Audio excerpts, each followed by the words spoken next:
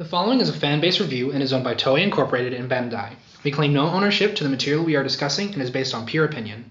Welcome everybody to the 4th episode of the Tokucast. My name is Marcus. And I'm Matthew. This week we are talking about Choudenshi Bioman. Bioman, seemingly everybody's favorite Sentai.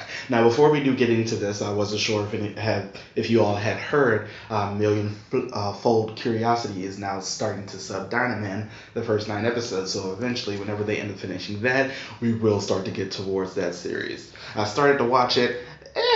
That's all I have to say about it, though. I have not started watching it yet, but usually me and Marcus have very similar opinions. Yeah. Unfortunately.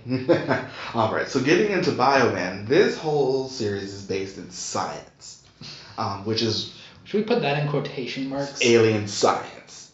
Because this sort of seems to end up being the theme for, at least for Dynaman and for Bioman. It's just like science-themed Sentai. I guess electronics and science really got big during this time. And then came back in Mega Ranger. Yeah.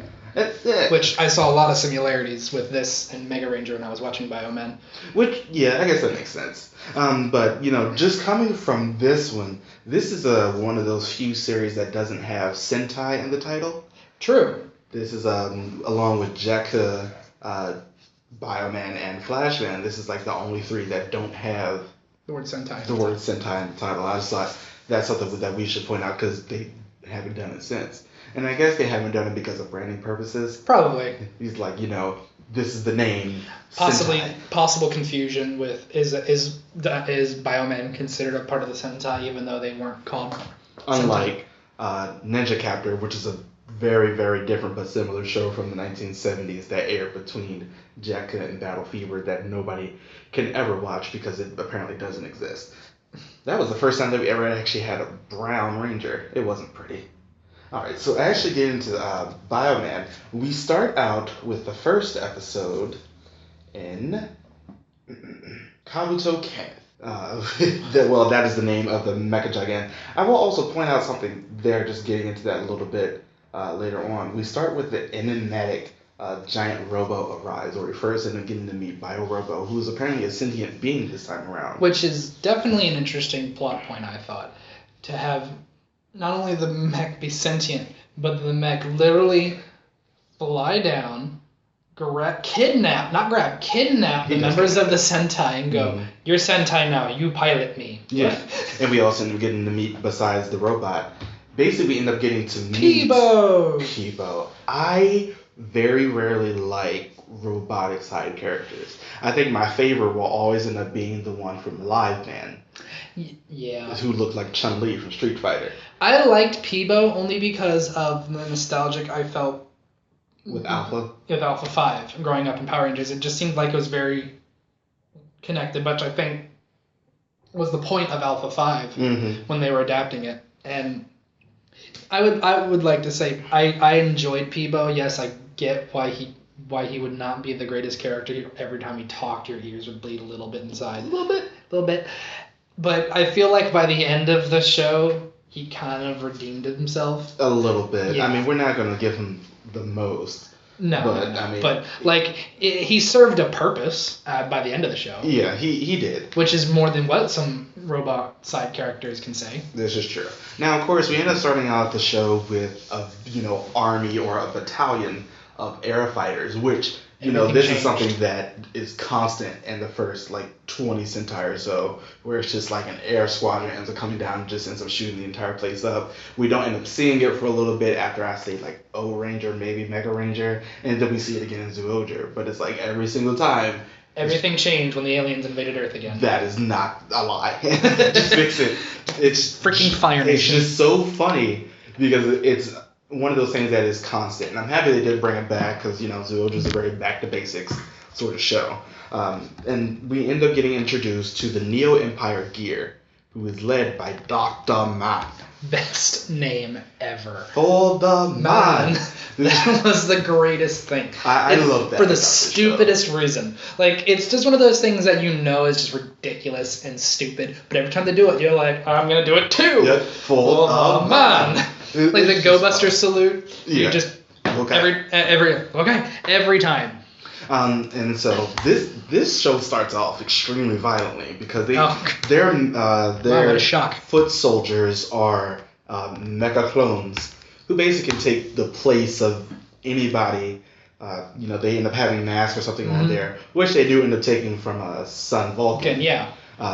With their Q machines or whatever they were called back then. But they just end up shooting up an entire city with a Tommy gun, and with like a couple of Tommy guns. People just end up getting straight murdered. So it's just like Sentai's in the 80s as usual. Basically, I mean... At this point, are we really surprised? No, we're not. I mean, at least they didn't blow up every single minority like in Live Man, but We'll get there. We'll get there. But when they end up shooting up everybody, we end up getting to meet the team. We meet Red first, of course, in Shirogo. Who is a NASA pilot, I believe? He was a pilot. Shingo Takasugi, who ended up playing our green for this one. Rita Nanbara, who was blue. Mika Koizumi, who we will get to talk to a little bit. And Hikaru Katsurugi, who ends up playing our pink for this season.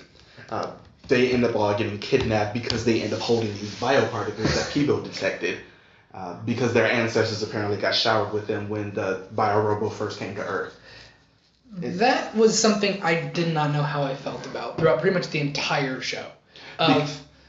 Especially when they had to, we'll get to this, when they had to replace Yellow. And how this girl who's interested in joining Bioman just so happens to also have these particles. It just seems like it's such a convenient plot device. I mean, they had to use it though for some various reasons that we will get into later. Valid. But the first episode ends up happening. One thing I will end up pointing out, because we do end up getting our first mech fight, of course, in this first episode. They end up having the monsters that they do send out, but the way that the monster ends up growing, and I'll put that in quotation marks around this time, is that like Go Busters, they end up piloting, or they end up being a copy of with the giant robot. It's more like the giant robot that they fight is more like a backup plan that Dr. Man has. We'll give him the same abilities as the weekly monster, which is, I like that sometimes. And I love the fact they brought that back in Go Busters. Oh yeah, it was so and it was done well in Go Busters. It's refreshing to not just see the same thing, just bigger. Over and over again. No, like they ended up. I do have a question because I haven't watched Dynaman. Is this the first Sentai where we get the giant robot, like immediately? No. Because usually it's built up a little more. I mean, we haven't watched Garo 5 either. Valid. Well, we watched the first couple episodes, but I believe they also got the robot in the first episode of that as well. Okay. Just wondering. And one thing that this is the first time that we did get, however, is the fact that this is the first time that we have two females on the team. Is it? Yes. Oh, wow. With Yellow and Pink both being, the two women on the team, which is something that it's really weird they never did that before, but it was always before this, from Go Ranger up to Dynaman, it's just one woman on the team, and it was always going to end up being token minority. Yeah. But then I guess as the culture was evolving through the decades, they realized maybe another woman might create a little more conflict, might create a little more, I wouldn't say tension, but it definitely balances it a little more. It does. Now so hold on, let me get this straight. Yellow 1 or Yellow 4 1 is the first. She's not the first female Yellow, is she? Yes, she is. Every single Yellow before her has been a man. She was our first female Yellow. We'll talk about her. I'm sorry. Why did we set the bar so low? Yeah. One thing, and just I know, but going off of Bioman up to from Dynaman up to this, I noticed that in Dynaman, because I watched the first few episodes, they don't end up introducing the entire group, like the entire Legion of Generals at the very beginning like they do in Bioman. And Bioman is just like you meet Mason, Juo, and Farah basically all immediately. And that's something that they end up having at least up through the first couple episodes of Turbo Ranger as well. Just, going from that, it's really strange that we don't end up getting that staggering between meeting the generals. Like, I keep referring to Juoja, but, in Mega Ranger, we only end up getting to meet the one at the very beginning. We don't end up getting to meet the rest of them. I just thought, I hate the fact that we just end up getting so much information in these first episodes. Yeah. Ninja definitely had that problem when it started airing. We need to be eased into it a little bit, not rush with information, because we're going to... especially when it's kids watching this, they're not going to remember everything.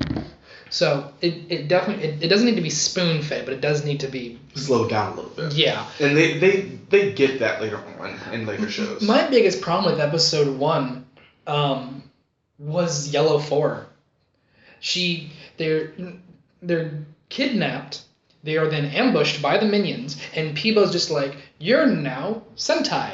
Use your powers. You can morph." And they're like, "Okay," and they morph, and then they're fighting, and Yellow 4 is just fine with it. Mm-hmm. But at the end of it, she's like, "No, I don't want to do this." Yeah, she was the legitimate worst. She flipped like a coin. It was so dizzying. Bad. It was really bad. It was, God, why? Why would you be so quiet? Like, you were like, "Pink, watch out, kick, I saved you," but I don't want to be a Sentai. Screw you guys. Yeah, I really wish she could have been a much better character than she actually was. And that ends up disappointing me a lot more just based on her character. But, I mean, we end up getting another character soon who ends up making up for her. Oh, God, so much. But we, like I said, we end up meeting Mason, Theracat, and Monster. I'm sorry, Monster was his name. Monster was the muscular one, right? Mm-hmm. I called him Cyborg the entire time. He was just an idiot. Yeah, he was. He was hilarious, but he was an idiot. And we also getting to meet the Beastnoids and Sigorn, Metzla, Zuo, who was Monster's like second in command, Aquaja, and Messenger. Lots of generals and subgenerals this time around. Yeah, lots of, and the villains were not terrible. Yeah, I like them a lot more, and I will end up talking about that as well. But it's like it's just a lot of information in the very first episode. Lots of names, remember, lots of faces, lots of stuff. It's just so much. And I also end up noticing in this first episode, after they do end up transforming, they just have so many special moves that they just... Everybody gets their own. Everybody gets their own ability. And then really Red gets another one. Yeah, I really like that, though. No, it's just like, it gave some, like... It's not like Battle Fever, where even though everybody had their, own separate weapons, it was just sort of, It was just their own separate weapons. But this time, each member brings something to the table. Because I know that Red can talk to animals, and he was the only one who gets like an ability that he can use out of suit, really. Yeah. Which, I don't know how I felt about that. But it doesn't end up coming up often enough to really matter, except in some cases. Also, can he still do that after the show? Can he? Yeah, that was something that he could do beforehand. Oh, really? Okay, yeah.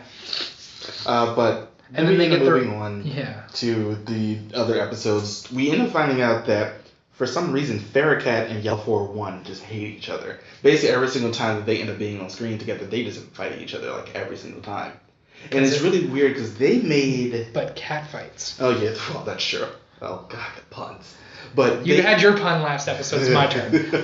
But they ended up making, like, I guess I'll call him Lieutenant. They were really strong, especially Sigorn. Oh, my God. Throughout the entire thing, it was like he was the strongest out of all of the lieutenants, because every single time the Bioman fought him, it was like the Bioman just got tossed around. Every single time. And I just thought that was one of the really funny things throughout this show. Let me get to this for a moment, because if I don't talk about this, I just, I have to talk about it at some point. Let's just go ahead and get this out of the way. Green 2. Green 2. Good God. It is like, I was just caught off guard because of that. Off guard? Off guard. I was like, for people who are confused, just like in every Sentai, there is a roll call. And with their roll call, they are their color and then their rank. So red, 1. And for some reason, green went, instead of going green 2, he goes green 10. And I've noticed this because people talk about him every time he's coming to the convention. They ask him to say that. Do they really? Yes, they ask him to say that every time. He loves it because it's like that's something that sets him so far apart from basically every other Sentai. That's actually a great way of putting it. Yeah. You're getting made fun of for something, but at least you are owning it and you are enjoying it. Yes, and that I give a lot to his actor just because I could tell he was having fun. Applause. Throughout that. Oh, God. Every single time he said great. You can see like a slight smile on his face because it's like, I know it. But it was just a really funny thing. We end up moving up through the show. We end up getting to episode 9. Now, let's talk about Yellow 4-1. She was the actress. So she Do we have to? Yes. The actress herself was really, really awful. She was constantly late to shoots. Sometimes she just didn't even show up, so they let her go.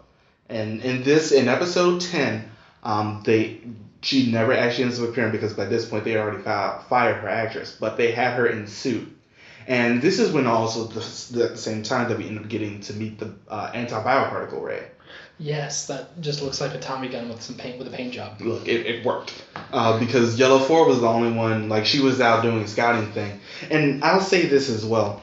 They love to go out and be really proactive in these first couple of shows instead of being really reactive like they were in some of the other ones. You mean the villains or the Sentai? The Sentai, because they were always scouting. I think I mentioned this in the Sun Vulcan review as well. But they were always out scouting and doing something. I really love the fact that, that level of proactiveness.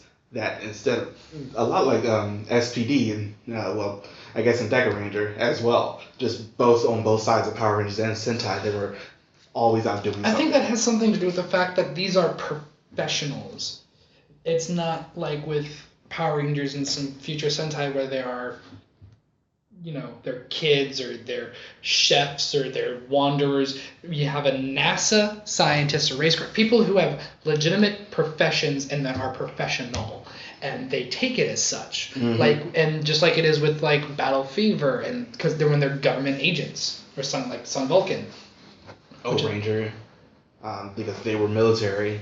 Changeman because they were military. Exactly, and it comes with that training, which it's just so not there anymore. Look at some of the other ones. Yeah, but I mean, look at Ninja. Well, in the Ninja they were learning, which it's better than it is with Zoojer, where we have no idea if they have any kind of martial arts background. Red, we know, is a zoologist, and he's like, I can kick butt just like the rest of you guys, and I can fly. Yep, that's the point here. But yeah. Getting back to episode 10, this is the first time that we end up meeting the anti-bioparticle ray. Yellow 4 just gets shot the most throughout this entire episode. By the most, you mean only her? Only her. I think it was just her. I think the others got shot about once, and then the rest of them, it just didn't matter anymore. Because she realized what it was doing, and she's like, I'll be the one. I'll take the hit and empty his clip, even though for some reason he doesn't have another one. Yep. It was well, you would have thought you would have been a little bit more prepared, but I guess not. So she gets shot and she dies. To be fair, is it worse that they don't have another clip? Or is it worse that the guy shooting the gun just kept, unloading it, not just, double tap, just like Rambo style, just... So what's the worst part? Yes. Yeah, that's the correct answer. But and then they end up having this whole funeral service for her, where she's still in suit because of obvious reasons. And then in the next episode, even heard the girl voicing her in suit during that episode wasn't even her. It wasn't her. It wasn't her because she was gone. Yep. And after that I heard she just stopped acting in general. Yeah, she sort of disappeared off the face of the earth. I mean, that happens with a lot of the Sentai around this time.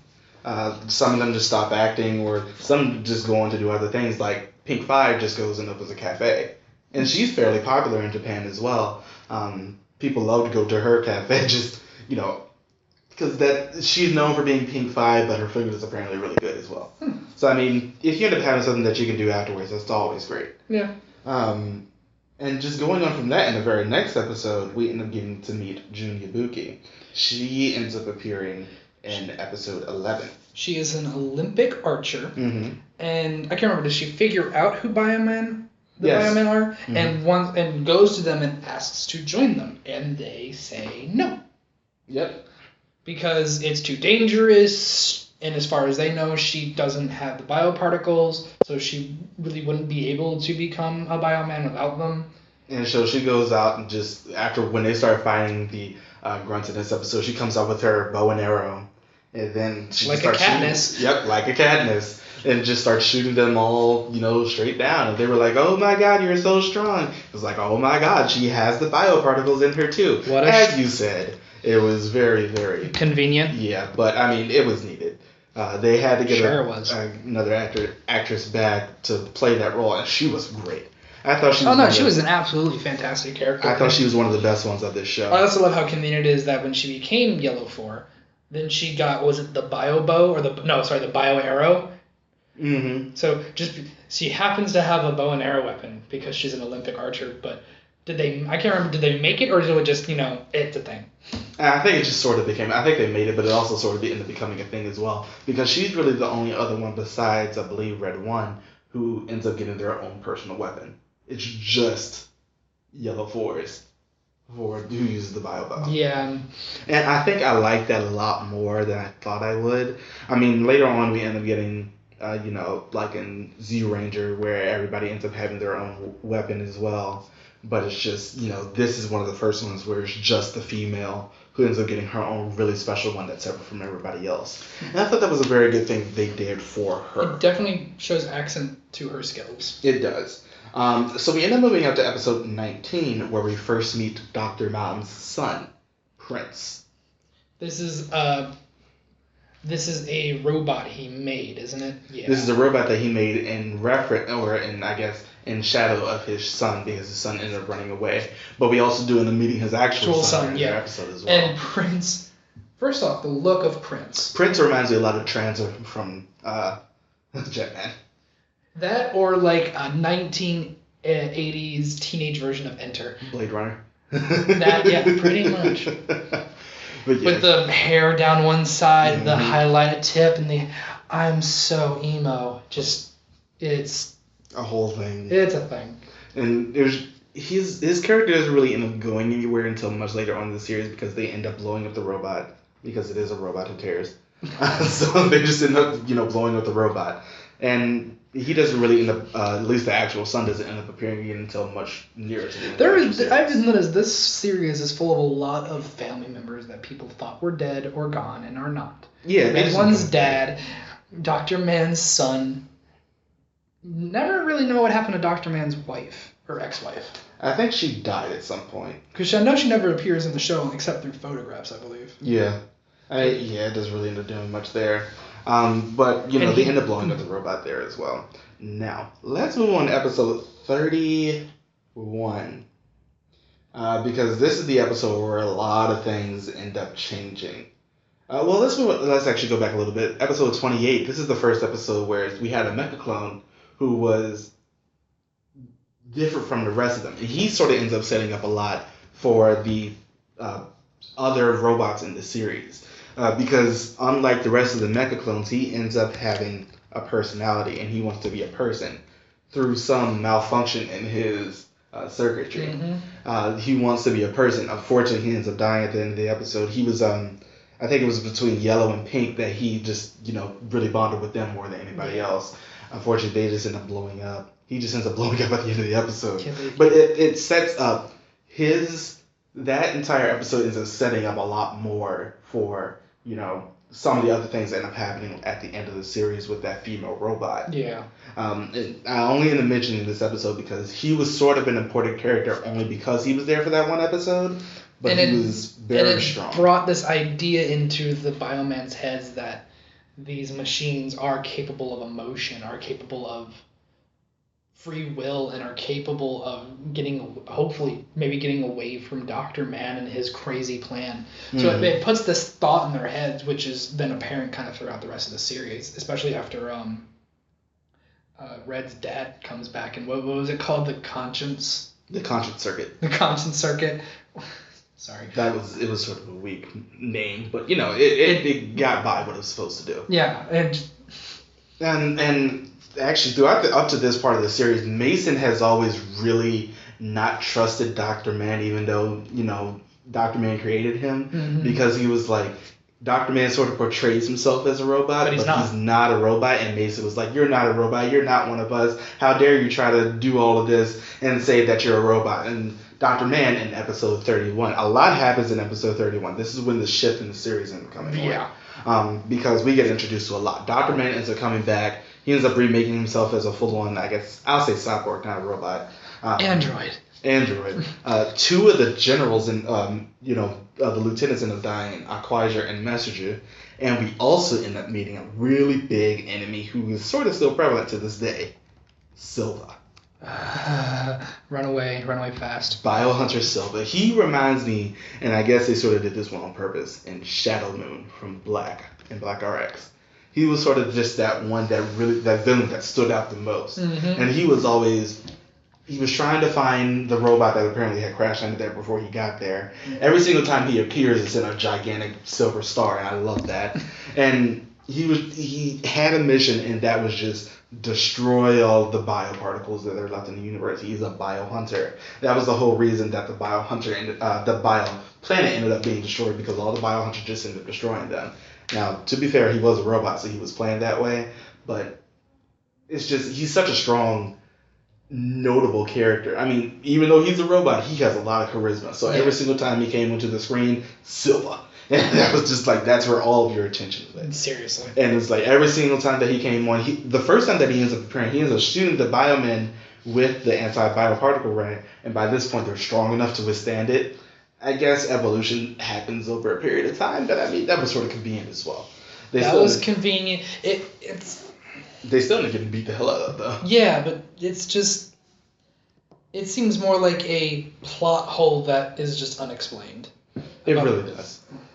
But at the same time, I'm glad that he ends up coming into the show, because up to this point, my opinion of the show was like, yeah, it's not bad, but it's not the best. Yeah. But once Silva came in, I was like, I got so much more invested. Oh, yeah. Because he was just like, I am going to kill you. Every single time I see you, I'm going to kill you. With a show like this, you need a strong villain, which is the only thing that kind of saved not only this show, but other Sentai too, like Tokucast, which... With Zed. And Zed, and just a good villain, a good antagonist is just... The thing that will bring that show from like 0 to 100. It's imperative. You gotta raise the stakes. If I'm not threatened by this... Dr. Man. I was gonna say kind of David Bowie wannabe kind of thing going on here. Yeah.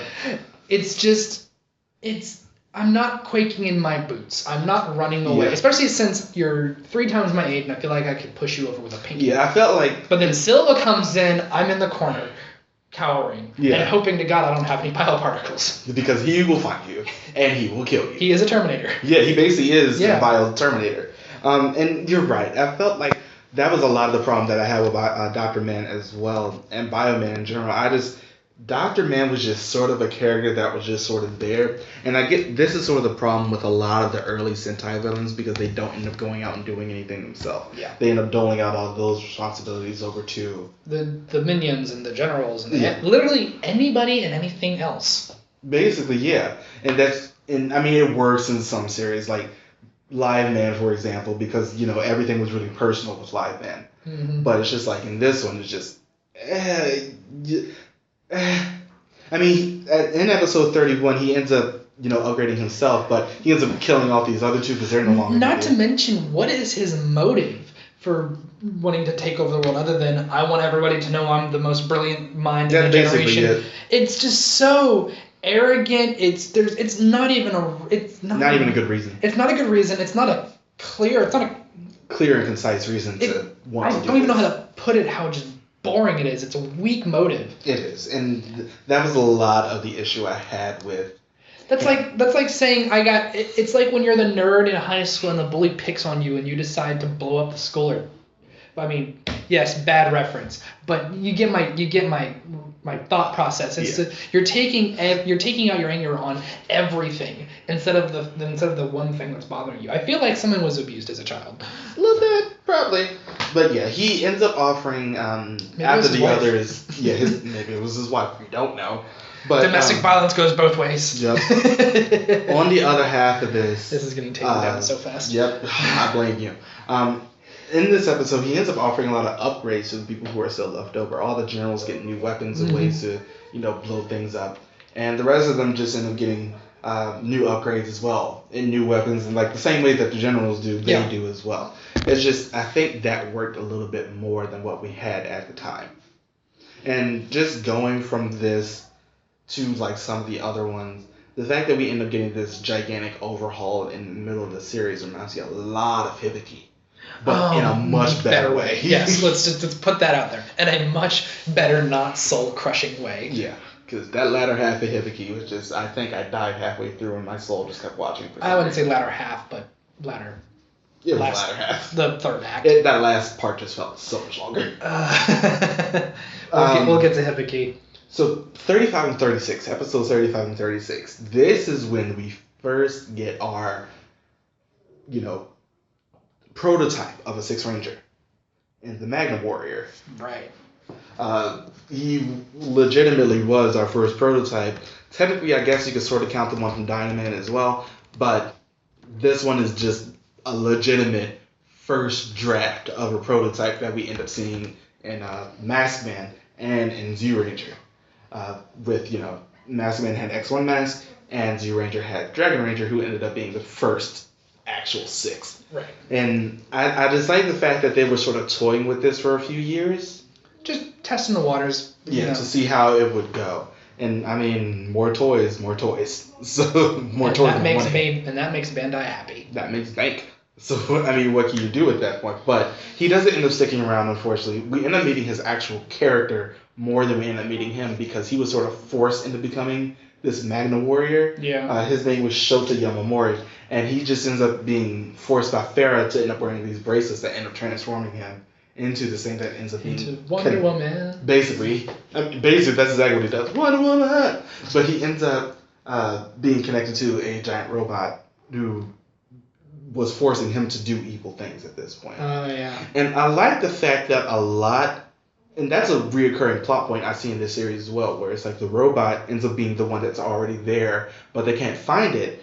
But they end up influencing either the smaller monsters that they end up having to fight, or the other robot, like in some later episodes, that ends up being influenced by this one robot as well. I think Bioman just ended up being really strong in the way they end up doing this, and that helps a little bit in the way that this show just built itself up. This show is, in terms of when you're comparing it to previous Sentai, it was, in terms of plot and storytelling, it was much improved. It didn't feel like the episode. They were connected. The relationships between not only the Sentai and the villains were there. The connection of all the characters and the reoccurring characters, which helped, and not to mention this overall, I wouldn't want to say an overall plot, but it just felt more like one in comparison to like Battle Fever or Sun Vulcan. Oh my god, Sun Vulcan, why? And there's a reason for that. Before, and I'm really happy that Dynamite is getting sub, because we will talk a lot more about this when we get to. Because I also just remember this is kind of start where I just remember all these Sentai episodes are like 19 minutes long as opposed to nowadays 22. After episode 10 of Dynaman, this is when everything started to it got shortened by 6 minutes. So they felt like it went from 25 to 19. It's like, okay, we had to have an actual story here so people will actually come back and be interested, because they might have felt like this show is now, with commercial, just too short to really end up doing anything. And I love the fact that they took this, they got rid of the other plan type that they had and just moved on to the one that's a lot more story based. Yeah. And when we get to Change Man, that's going to be a major thing in that show. Yep. And I really can't wait to talk about that in a couple of weeks. Yep, Change Griffin, this character. But I'm just so excited the fact that we finally get a much more story-based series in this one, instead of being everything just thrown at you a lot. I think that's one of the reasons why I liked it so much more than I unfortunately am now after discussing it, because I was just so, oh my god, it's a Sentai with a plot. I missed you. Where did you go? Yeah. Where did you go? And I do want to apologize. I make a quick correction. Silva doesn't get introduced until episode 37, not 31. I think they didn't want to pile everything on an episode 31 like they did, and killing off a lot of people. Because he gets introduced immediately after Magnat Warrior. Now, when Silva comes in, everybody's like, what the hell is that? And people was like, run and just get out, because he knows who Silva is. He knows what he does. And it's just like, you need to get out of there right now. And they're like, what? Why? And then they get shot. And then they find out why. And so they're just in the back and they get out of there. Oh my god, when we ever figure out a video, I want to reenact it. Why? Ow. And just beating on him. Yep. I just love that. Just like there was that fear. Like as soon as Silva came on the screen, there was just the tension ramped up to about 1,000. And people when people start screaming at you, you better run. It's exactly what I was saying. There was tension. There were stakes. Peebo was afraid, which doesn't really have. He's been worried. He's been worried. He's been nervous. He's been, Peebo. Yeah. But this time he was. Abort, run. But abort the mission. Run like little girls. And I love the fact that, it's just, we end up getting this character and it's just like everything is changing for the rest of the tone of the show.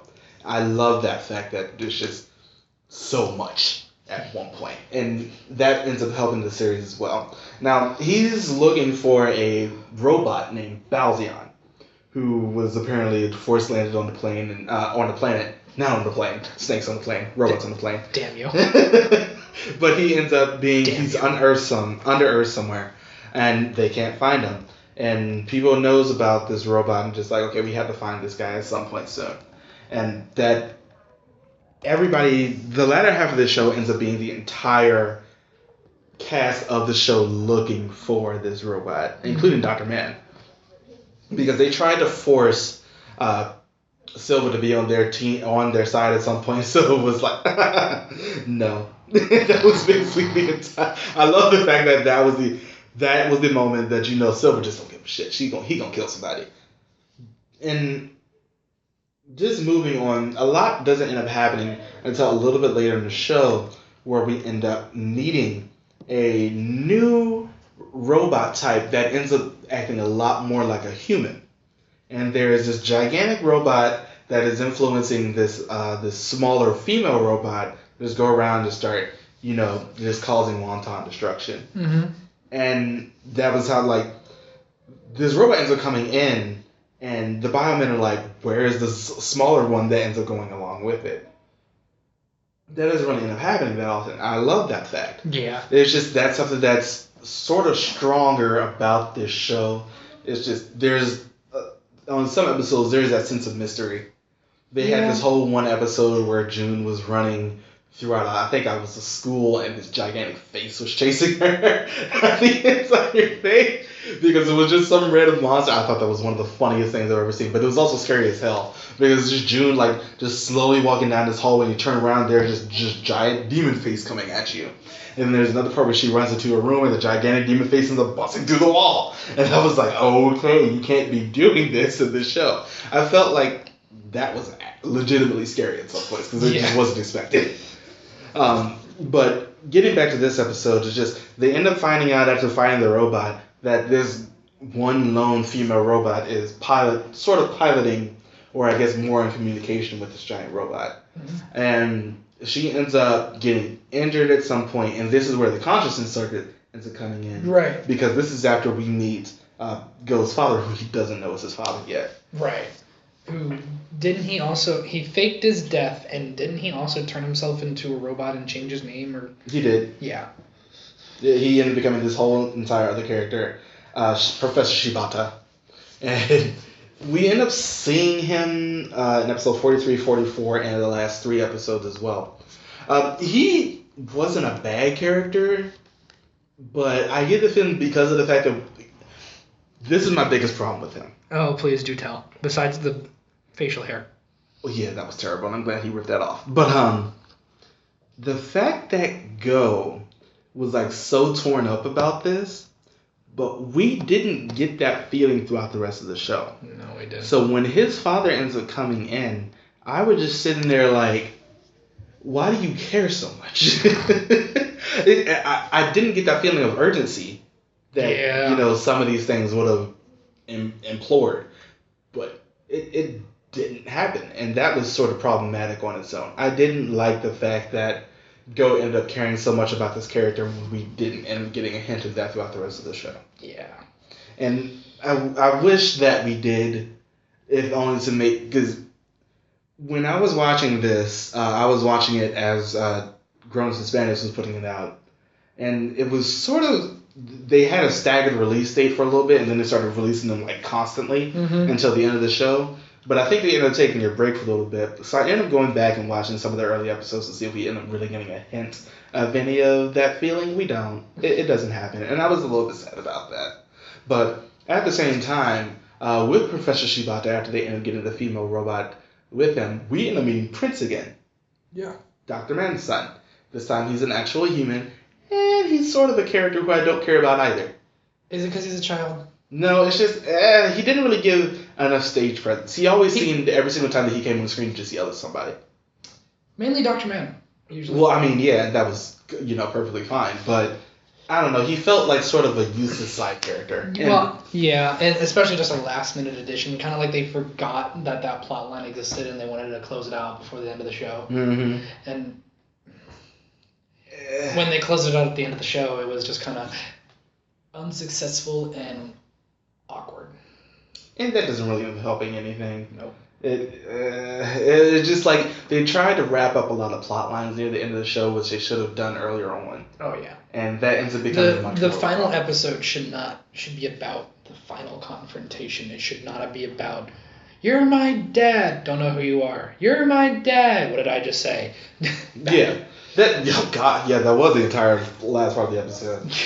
They end up getting captured in the consciousness circuit. This girl is a robot. For some reason, Prince is falling for her, and I'm sitting here like, why? Basically. That was sort of a plot line that did not need to do anything with. She ends up running out. This is when the Bioman is still trying to fight this robot, and this girl is just getting, injured the entire time of fighting her because it's like some psycho electrical thing they have going on between the two, the robot and the girl. And she goes off and just decides, Prince, I can't stay here anymore. They can't beat this thing without me sacrificing myself. So she goes and blows up. I want to just correct you, but I can't. No, that's exactly what happens. That makes it sort of sad. But, this is around the time that it's just like the show just wraps itself up. Yeah. To sort of end up wrapping everything up a lot more. It's like Battle Fever all over again, where they realized they're at the end of the series and they went, oh shit.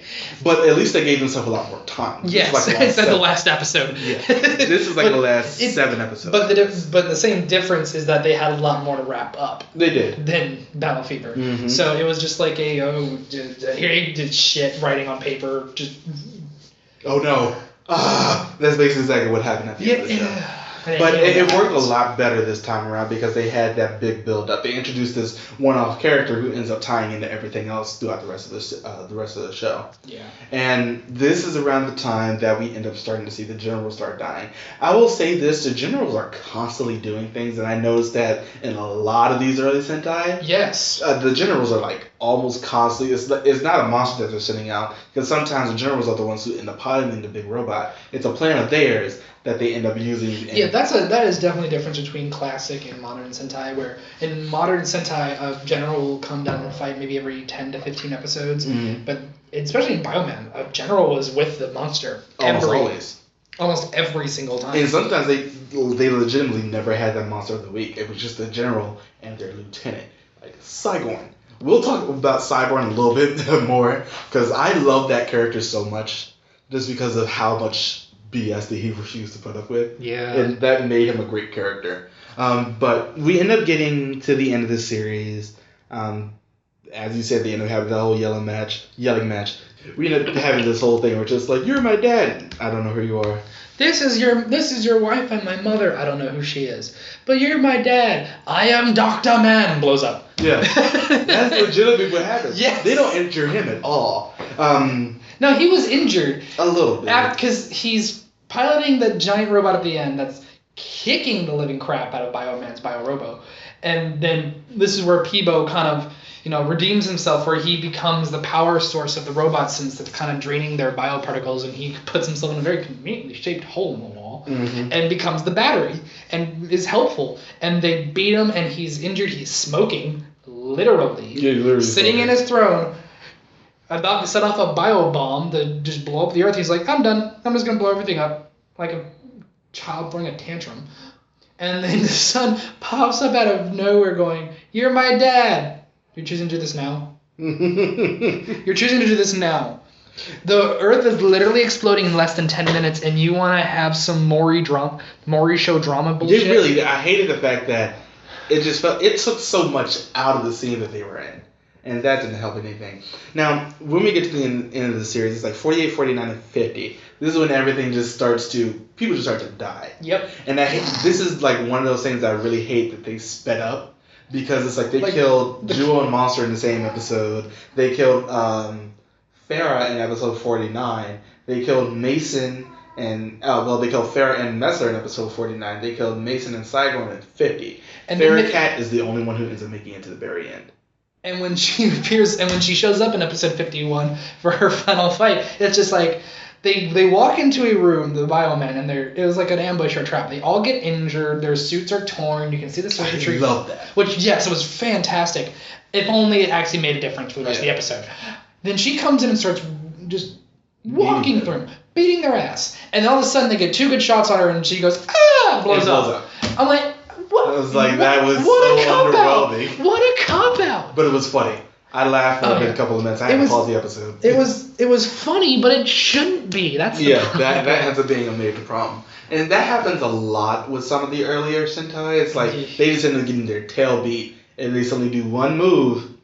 They get one lucky shot. Yeah, and it's not Dark Souls. You can't just hit that one spot and win. It's literally just like that one shot, and then the fight is over, and that ends up being sort of a problem in itself. But looking back on Bioman, because I watched this over about 6 months, it was a good show overall. I greatly enjoyed it, but it definitely had some issues. Now let's get into the character studies.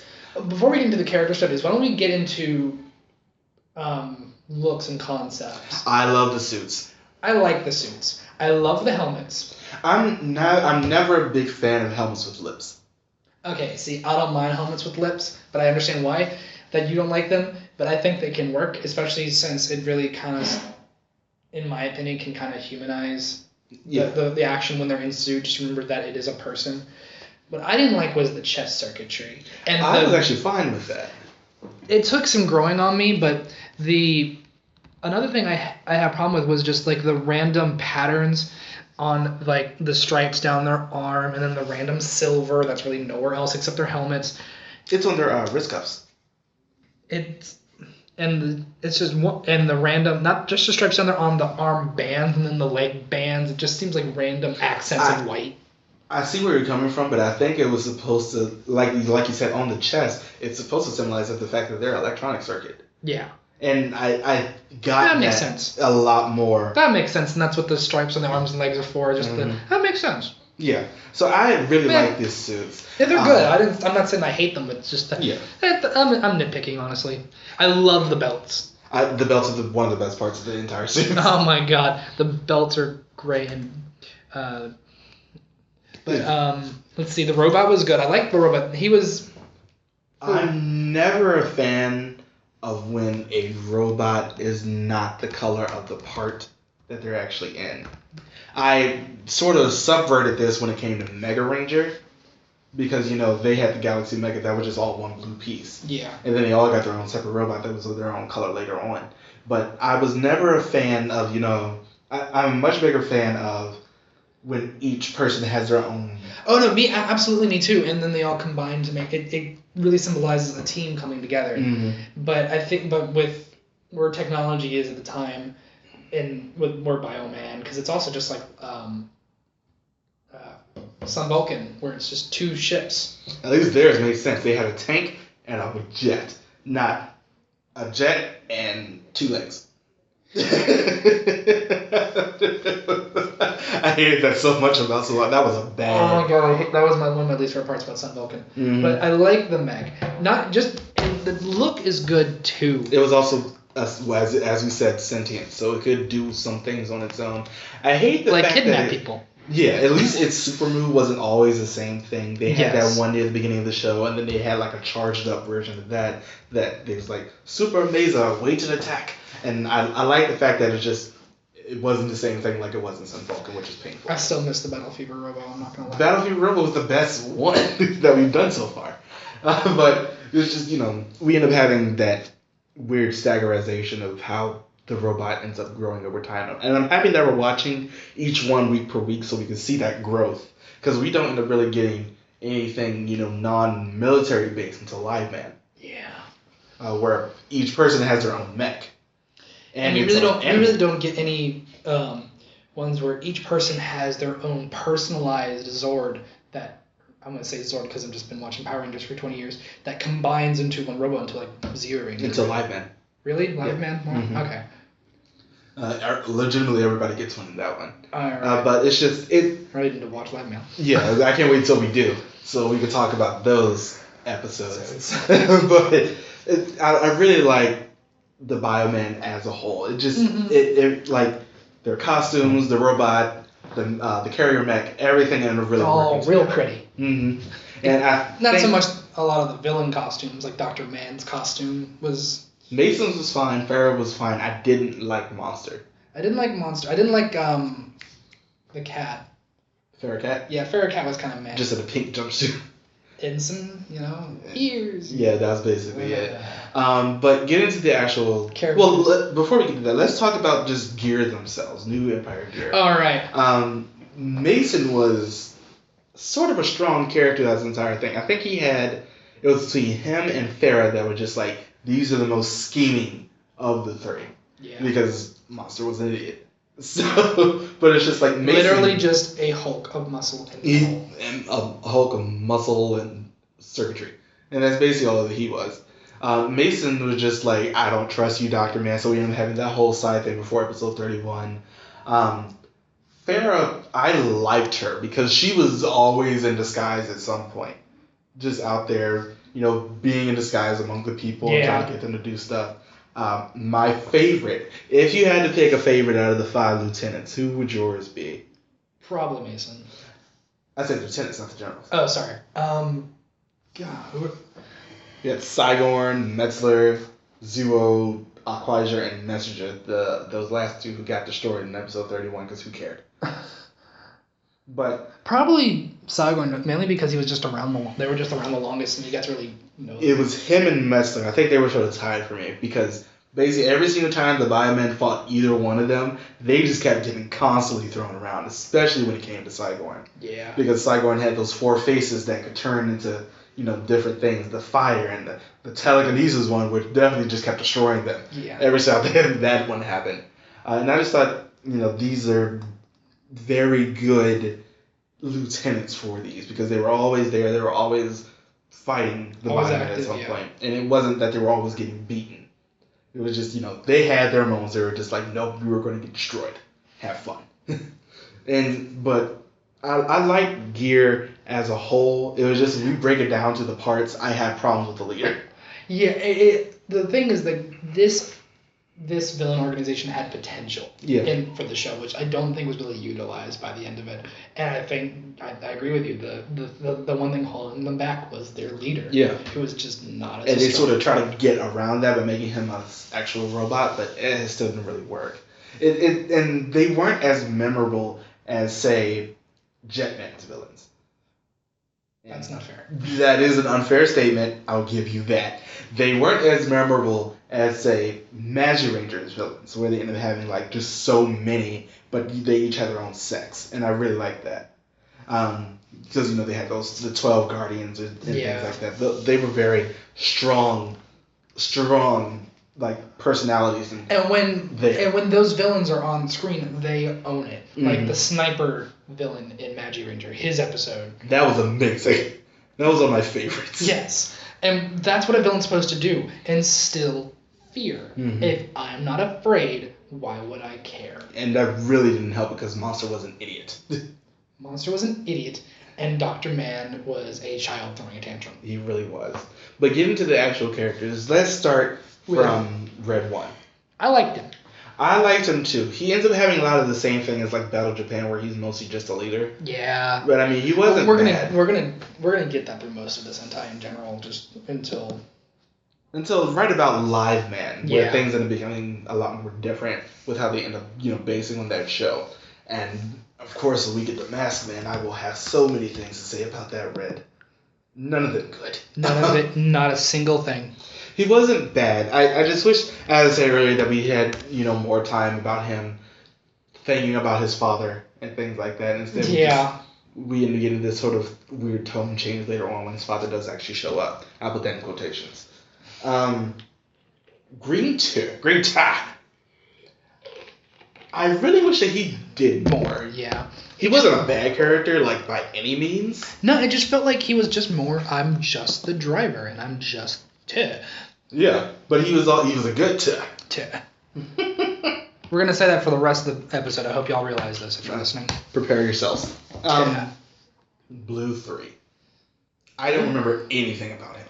I don't think I really remember about Blue 3 was the fact that he was kind of the quote-unquote comedy relief. He was the childish one, kind of like the Battle Kenya, but nowhere near as good. Yeah. It's sort of upsetting that we end up getting this character who was sort of there instead of being, he didn't really have as much of a personality that made him stand out as much from everybody else. And that we end up seeing that a lot, actually, in some Sentai. Especially when the Sentai is in that awkward third slot. Oh, yeah. The last guy, he really just kind of takes a back seat. Which is really weird, because it's like, Ninja, even though I don't like that show, I remember Nagi a lot more than Blue. Blue wasn't that good. Well, the problem is that Blue started off leading, and then Yellow came in. Yeah. Actually had a personality. Yeah, he was a fun one. Yeah. And I enjoyed him.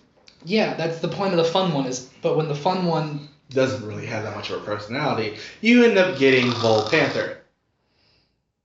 Why did you bring him back up? Because he was terrible. But moving on. Talk about Vol Panther. Let's talk about Yellow 401. Do we have to? Again? She was bad. I did not like her character at all, and it showed because her actress didn't want to be there either.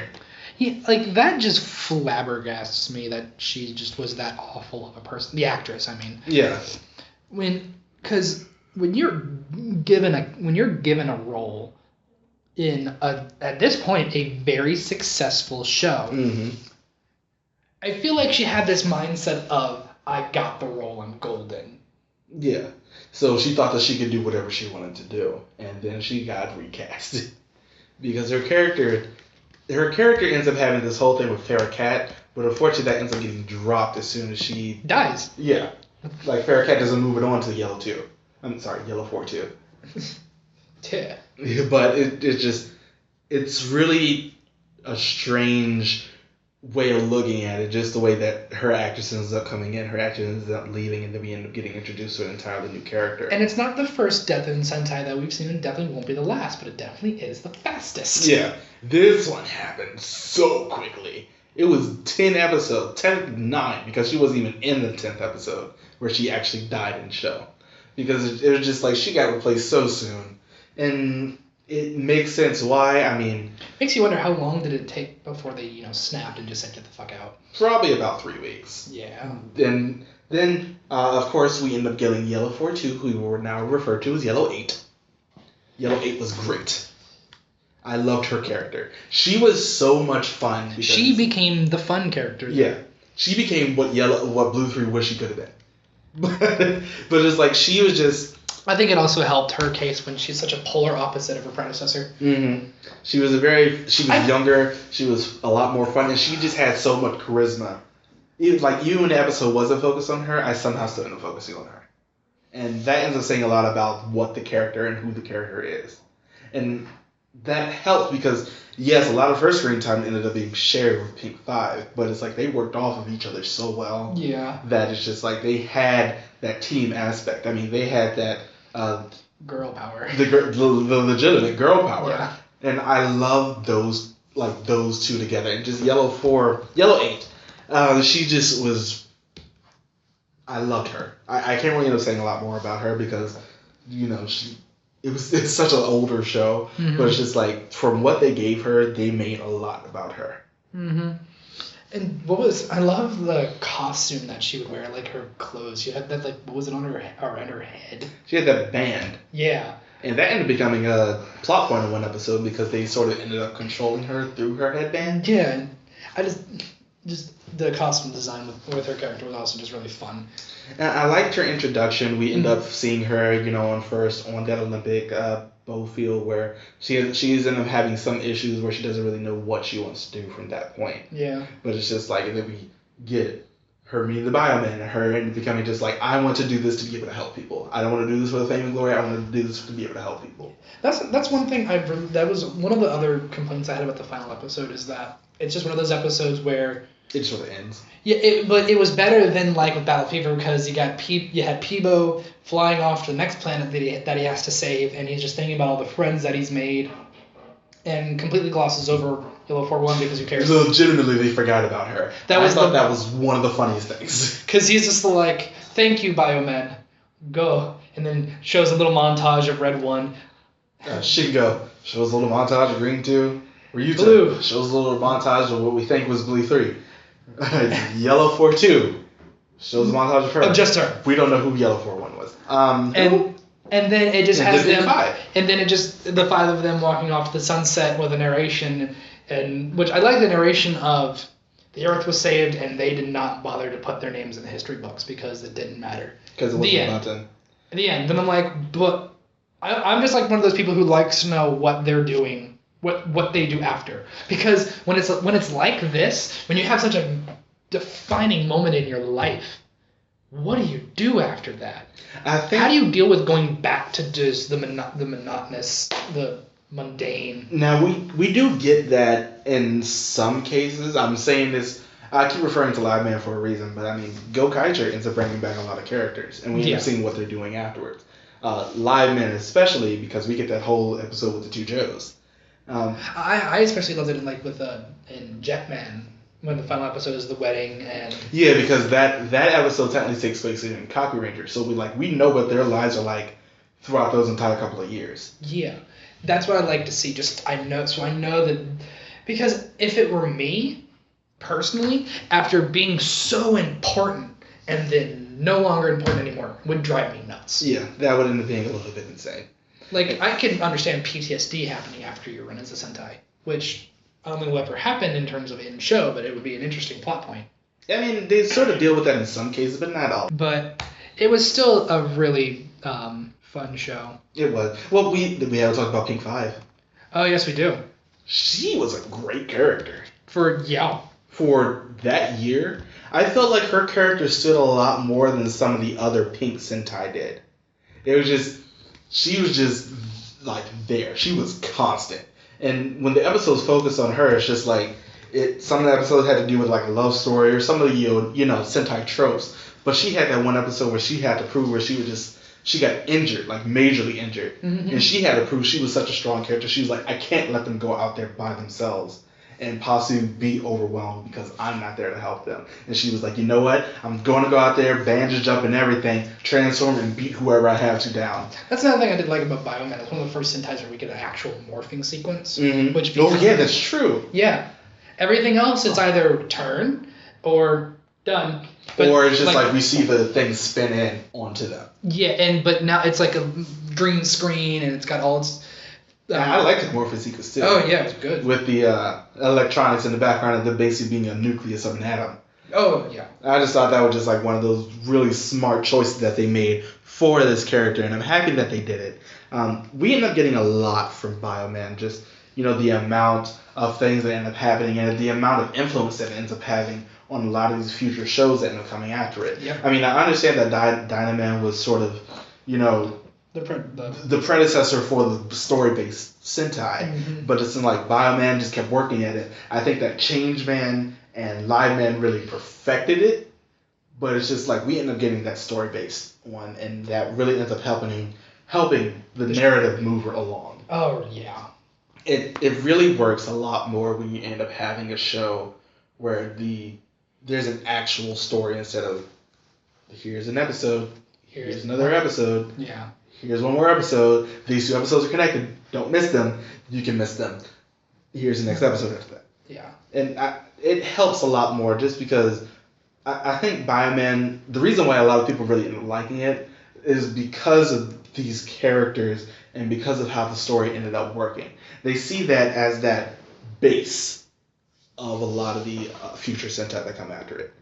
And that just ends up helping this show. And I think it helps Sentai as a whole just build up to where it could be as good as it is today, bar the last 3. But other than that, it was a good one. Yeah, overall, I would probably give it just what I've been giving pretty much almost every single one we've reviewed thus far, probably like a 6 or a 5 out of 10. Yeah, I'll probably end up giving it a 6 as well. It would be higher, but it's just there were so many things that could have been done that weren't in this show. And it's because they were trying these new things out, which they will be perfecting and refining in later shows, which is good. You gotta start somewhere, but doesn't mean that it doesn't make the prototype any better. It really doesn't. And that's sort of the sad thing. It is. But one thing we didn't mention, this was originally supposed to be the first Power Rangers.